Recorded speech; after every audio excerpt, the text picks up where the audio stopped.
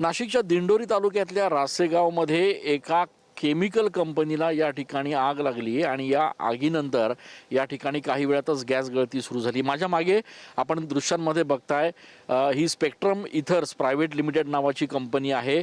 ज्या कंपनीच्या आतल्या एका युनिटला या ठिकाणी आग लागली।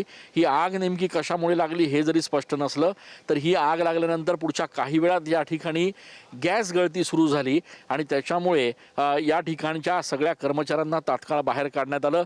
अग्निशमन दल असेल, जिल्हा प्रशासनाचे सगळे आपत्ती व्यवस्थापनचे अधिकारी असतील, हे तात्काळ या ठिकाणी पोहोचले। स्थानिक पोलीस देखील या ठिकाणी पोहोचले आणि कंपनीच्या सगळ्या लोकांना इथून बाहेर काढण्यात आलं। त्याच्यामुळे सुदैवानं कुठलीही जीवितहानी या ठिकाणी झाली नाही।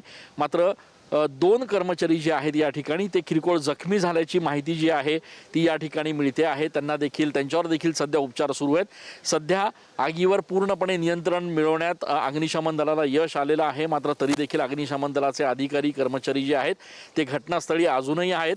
आणखी काही ठिकाणी आग पसरली आहे का याचा देखील तपास सध्या ते करतायत। मात्र सध्या परिस्थिती पूर्णपणे नियंत्रणात आहे। जे दोन कर्मचारी जखमी झाले होते त्यांच्यावर सध्या या ठिकाणी उपचार सुरू आहेत। कॅमेरा पर्सन आकाश येवलेसह मी चंदन पूजाधिकारी, TV9 मराठी।